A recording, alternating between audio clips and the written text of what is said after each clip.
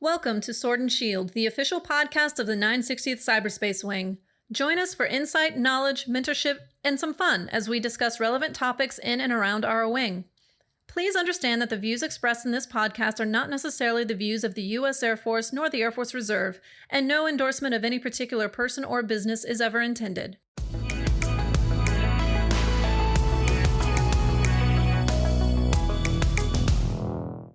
Welcome to another episode of the Sword and Shield. I am your host, Chief Master Sgt. Christopher Howard, 960th Cog Superintendent, and with me today I have Chief Master Sgt. Pruitt, Air Force Reserve Recruiting Service. Hey, Chief. Thanks for spending some time with us today. Right, quite often when we're talking about the reserves and leadership roles, recruiting comes up. So I was hoping that you can kind of help me understand and our listeners understand, your role as the recruiting service, and then how that all interacts with our units. So what do you leverage to get the numbers or to find the positions that we recruit to? So that's a really good question, and it becomes challenging in different areas. So we go out and we try to locate viable prospects. Right? Okay. They're just a prospect at first, where we're trying to get in front of a qualified person when they're ready to make a decision, not when we need to make a sale or fill a vacancy. Those do kind of align hand in hand, but we go out and we try to generate the interest at first. Okay. And sometimes it's met with adversities. Sometimes it's met with open arms. Once we find that person, then we're going to go ahead and take them through the recruiting steps. So we're going to need to get them qualified via the ASVAB, qualified with a medical physical, and that's probably at MEPS where they're going to get both of those. And then we're going to bounce those off of the current vacancies that's out there. So we're going to try to discover what units and what positions need to be filled. How are we going to get to our end strength? And then we're going to couple that with the Air Force Enlisted Classification Directory so that we can find out what jobs they qualify for. Okay. And then we're going to go ahead and apply and try to get them sold on a position. Okay.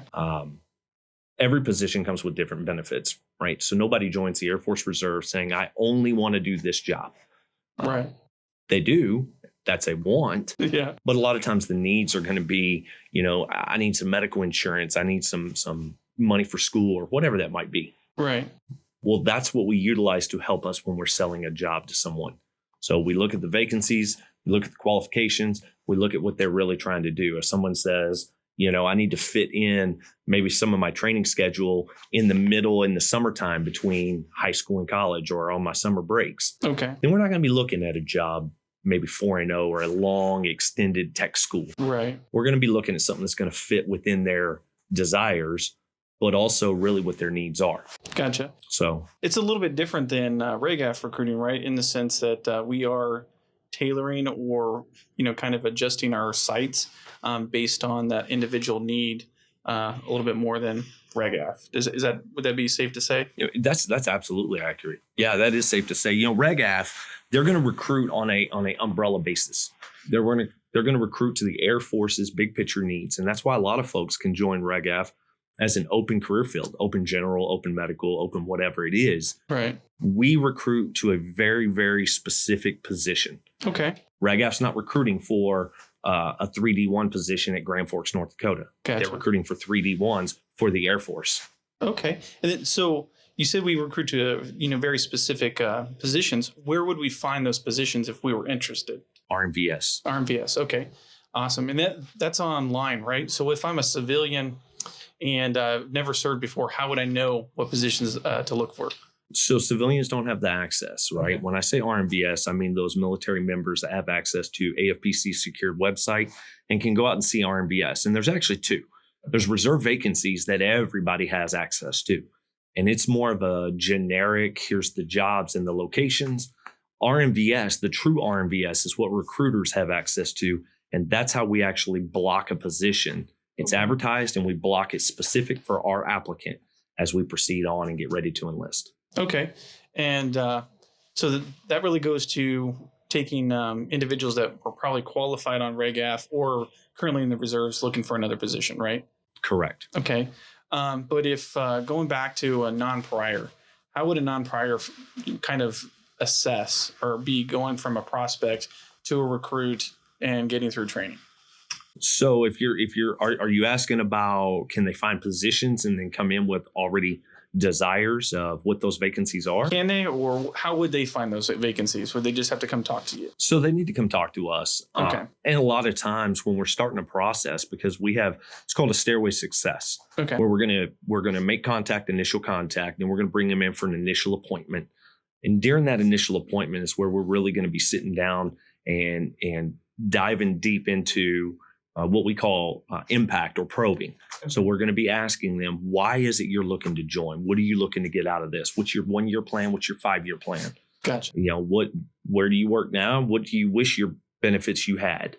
So we want to uncover those needs and wants, and then we want to apply what the Air Force Reserve is going to be able to fulfill within those. A lot of times we find that applicants want to come in, they want to talk about jobs immediately. There's so many unknown variables. Yeah. Jobs are opening and closing every single day. Recruiters are going to block them. Units are going to lose somebody, which is going to open up a new vacancy. And then the other unknown variables are, we don't know what they're going to qualify for until they get to MEPS. Right. So we always kind of put a thumbtack in, let's talk about jobs until we get you qualified, and we get them sold on the Air Force Reserve. Because reality is they can retrain as many times as they want. Do we want longevity? Absolutely. Right. No, I think that's a great selling point for the reserves too, right? So when we talk about the RegAF pathway, you're recruited, you go through BMT, you go through tech school, you go to your first duty station, you get trained, you're in your first tour, and then it comes up time to either re-enlist. That's the opportunity that most people get to kind of change their job or potentially retrain. And that's not even guaranteed. Within the reserves, it's much different in the fact that if you are non-prior coming off the street, similar, once you're trained, let's say life changes, then you can look at another opportunity, another base, which then can open up for cross training.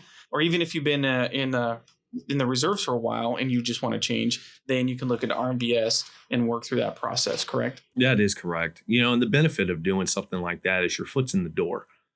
So there's so many different opportunities and paths that you can go down. And I used to talk with my applicants when I was a young recruiter, and let them know, hey, you can window shop all day long, but you got to step foot through that door before you're really going to experience what those paths and opportunities are going to be.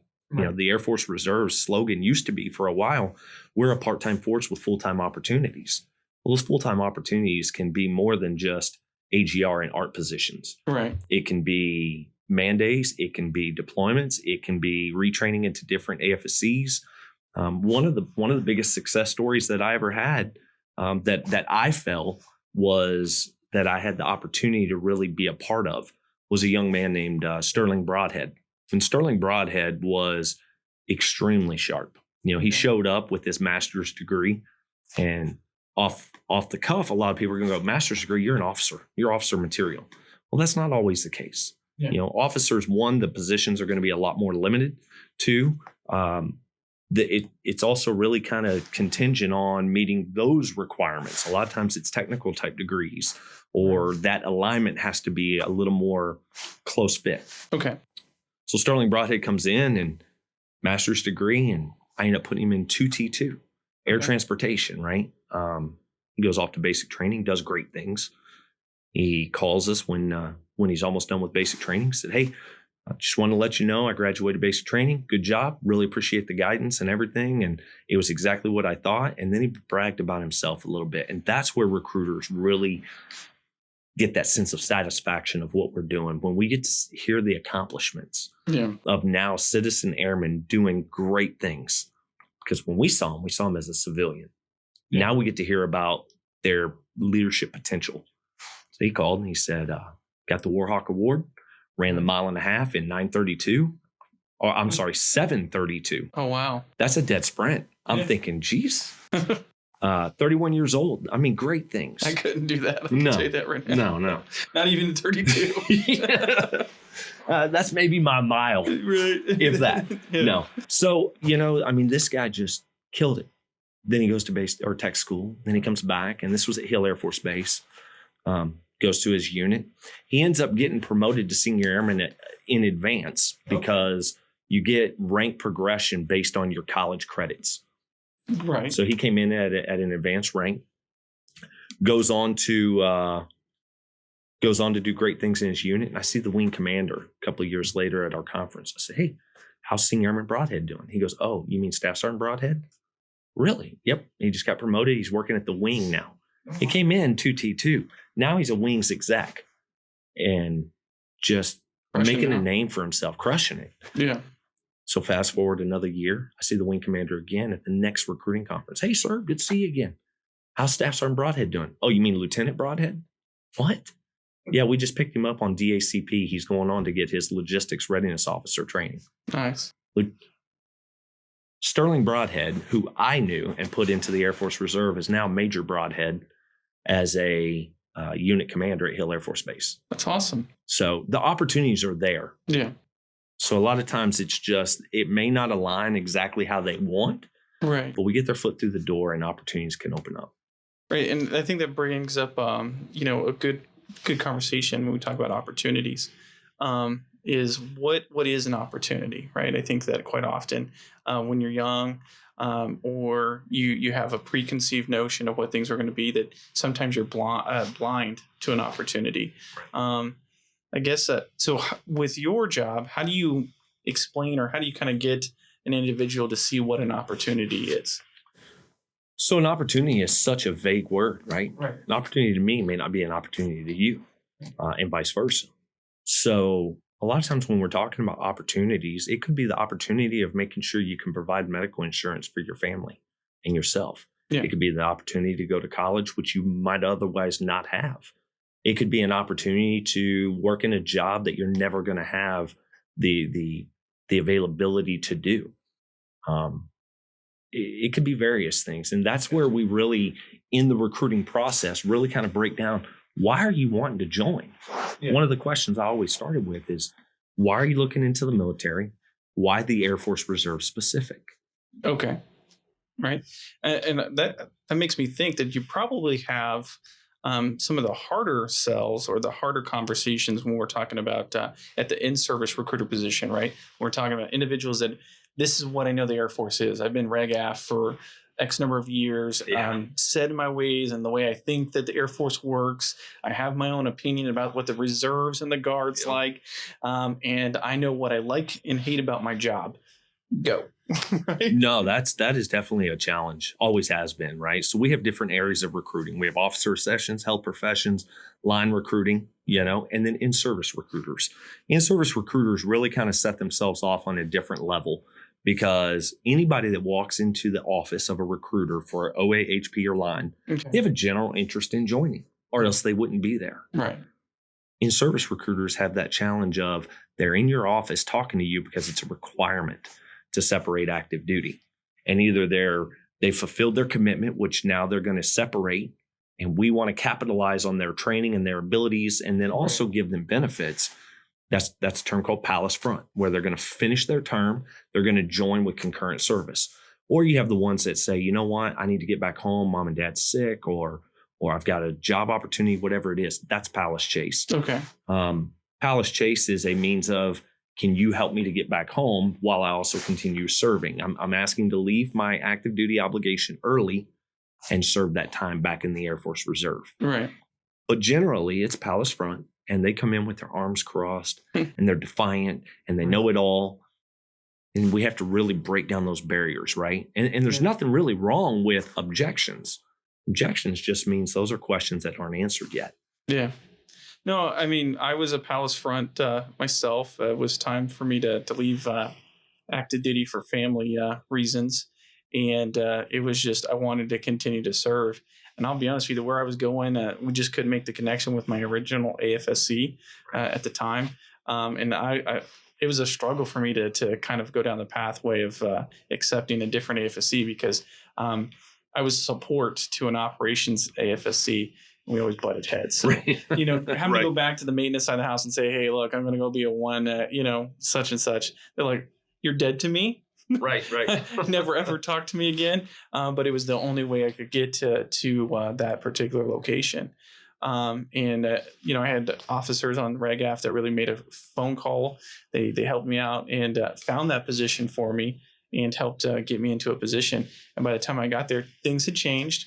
My original AFSC was now available, and they were able to keep my line number and for me to promote when I got there. So I just really lucked out, and how all that fell in. Right, it's not always the case. So I definitely was appreciative, and the in-service recruiter was pretty helpful in that moment. That's good. That's a success story, right? And there's many, many more like that, right? So it does become challenging. I've had those people come in with their arms crossed and just sign my stuff off. I don't want to hear what you have to say. I already know about the Air Force Reserve. And then we have to really step back and ask some of those real tough questions. What are your plans in the future? Right. You've got a family. What's your medical plans? What's your educational plans? You've got X amount of years invested. What are you doing with that? Are you getting a return on your investment? Probably not. Yeah. So we really break down and try to say, here's how you can get a return on that investment. And if we can capitalize on two skill sets, AFSC skill set, if we can, right? That's what we want. Yes. There's a huge benefit, cost savings in training dollars. Units love them when they're fully qualified, for the most part. At least we hope that they do. Right. But even if they're coming over as a retrainee like yourself, we have to look at those leadership skill sets that they're coming over with. That mentality of, I already know how the Air Force is operating. They're going to bring that active duty concept over into the reserve, that structure, that day in and day out that us citizen airmen don't always have the opportunities to do.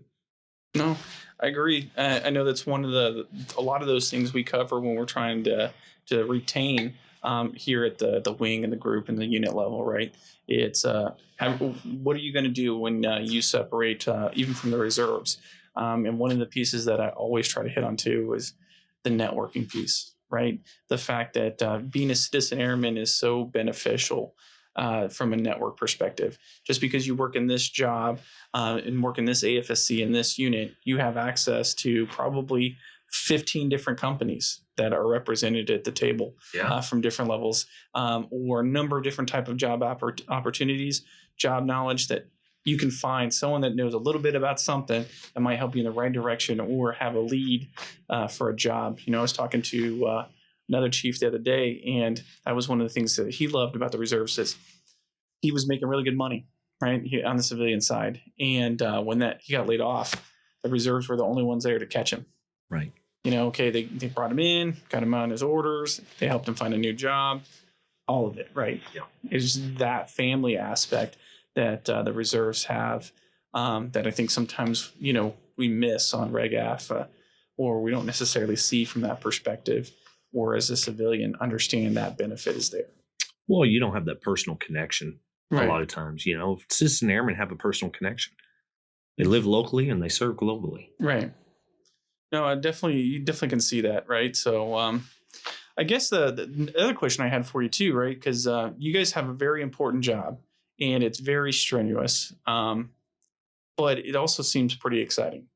So what do you love about your job? So what I love about my job is this. I believe, and I've said this for years, the Secretary of the Air Force in 2014, Deborah Lee James, said a public statement about the Air Force Reserve. She said, in the next 10 years, I see a chief of staff with major reserve component experience. And that's a very bold statement to make about the Air Force Reserve. I love it. We've seen that. We've seen General Miller, the CAFR of the Air Force Reserve, go on and be a 4-star general of AFMC. We've seen even my chief that has come back to recruiting and is our RSM right now, Chief Masters, came from the SEAC. She was the senior enlisted advisor to the SEAC. Right. So we see that cross flow, that cross integration. But here's what it means to me. I brought up Deborah Lee James and the comments she made about Chief of Staff of the Air Force. And I believe that one day a Chief Master Sergeant of the Air Force can come from the Air Force Reserve. Right? Yeah, definitely. So what drives me is the fact that I'm confident that every citizen airman, whether you're a young troop and it's just a coworker or a peer, whether it's a supervisory to a troop role, whether it's a recruiter to a civilian role, I believe that we all have that unique opportunity to be in touch with what will be our future leaders of the Air Force Reserve. Right. No, I fully agree. I've already seen changes since being in the reserves of where you're seeing chiefs getting the opportunity to be command chiefs in deployed locations. You have first sergeants that are supporting RegAF units at times. I've seen through MPA as well, individuals taking full on leads. There's a number of examples of where that integration's happening on a regular basis. Absolutely. So I guess another question I had for you is, if I wanted to be a recruiter, how could I become a recruiter? So you just got to give us a call, right?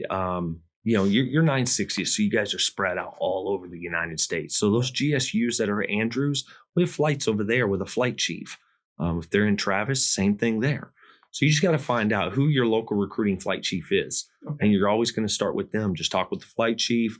They're going to give you an application. You're going to fill that out, give it back. We'll sit down with an interview, and we'll actually go ahead and do our selection. And then we send that forward, right? We're going to give our recommendations or maybe our concerns.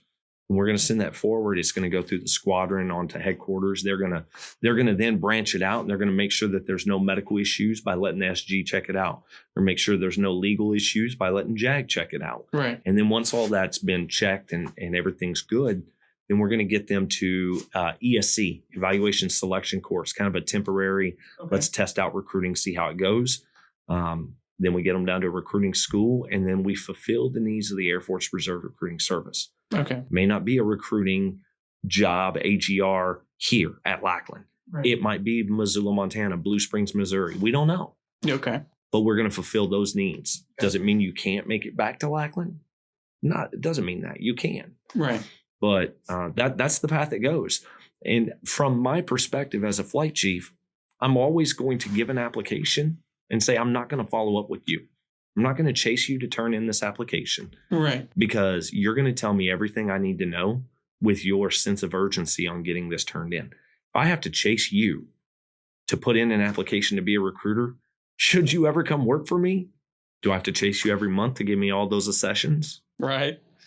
No, I fully agree. I've worked special duties, and that is a key indicator of how motivated are you to be part of this culture. Yeah. Right. How motivated are you to be successful in this mission set? And it always comes down to how engaged are you, how enthused are you, and how fast are you getting it done, and how correctly is it done? Absolutely. And do you take feedback well? Do you take adjustments well? Right. So it's those things are amazing indicators to at least having the right attitude, and sometimes the aptitude. Oh, you couldn't hit it on the head more, right? Attitude is contagious. Right. Right. So, and it's a choice. True. But as far as recruiters, if you have the right attitude, it actually is extremely fun. We're not just out finding the future leaders of the Air Force Reserve. We're out there having fun doing it, right? We're working air shows. We're working baseball games and events, and we're target recruiting, and we're speaking with tons of people. We're out there, the image of the Air Force Reserve. As a young former security forces, right? When I was a young cop, everybody always said, you're the first image of the Air Force standing out there at the gate. Well, I disagree with that. Our recruiters and even our citizen airmen that are not at work, but out in the environment, they're the first image of the Air Force Reserve. You definitely hear a lot more stories and comments about one's recruiter than you do about it and security forces, at the gate, right? Unless it's just a unique story. Yeah. But yes, I could say that everybody can remember the recruiter. Everybody can remember what they were told roughly. Yeah. And I couldn't argue with you that's definitely that first impression. Yeah, definitely. Well, I think just to kind of summarize it, I think there's a lot of talent out there. I mean, and we're opening the gates up even more. We've increased the age to 39 for non-prior service, right? So we're targeting we're targeting professionals, right? Civilian professionals to come in. So, there's a lot of talent out there that will make great citizen airmen. And there's a lot of citizen airmen out there that have the talent to make great recruiters, to make great TIs, to make great chiefs and officers in our program. No, I agree. There's definitely a lot of talent out there. And it's just, from a leadership perspective, making sure individuals believe in themselves enough to, reach out and look at that opportunity, kind of going back to that statement of opportunity, understanding that there's a variety of opportunities. They're not just barriers. They're just not little things that tell you no, but sometimes it helps direct you to what might actually be an opportunity. Absolutely. So with that, I think that we've kind of covered a lot. Was there anything else that you wanted to tell our listeners today?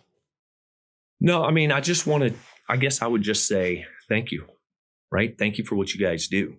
I mean, we don't get to see that. When we talk operational Air Force, from recruiting, we are HR that's trying to man the operational Air Force. Sometimes we can man it with fully qualified. Sometimes we have to man it with potential that have identifiers to be successful, such as the ASVAB and the MEPS and the AFPCD. Right. But we are so far disconnected from the operational Air Force that sometimes we have to remind ourselves that our mission is to fly, fight, and win, to win on an airspace and cyberspace platform. And so it takes each and every one of our 70,000 airmen, citizen airmen, to make sure that mission's being done, and thank you for what you do.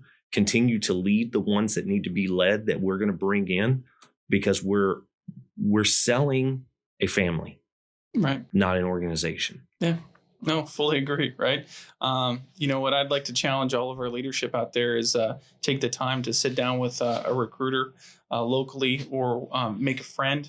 Right. And then also challenge them to bring you into the fold, see what the operations are, kind of seeing what we do, so that you guys can better articulate how we do our business, why we do our business, which only helps us all out. Yeah. And if nothing else, it's just, including one more person into our smaller family from this big Air Force Reserve family, right? Absolutely. All right. Well, Chief, thank you so much for enlightening us with all of that information. Thank you for what you do, right? There's a lot of work that goes into keeping a unit going, and sometimes we take for granted some of the other pieces that go on, like making sure that we have viable candidates, that we have individuals ready to go, and then making sure that they know that we have vacancies. We get lost in the sauce on that one sometimes. So really do thank you and your team for being so diligent, especially with the 960th, and all the efforts that you make on our behalf. So thank you. Well, thanks, Chief, for having me. All right. Thank you. And with that said, gladiators, remember, stab your enemy in the face through cyberspace.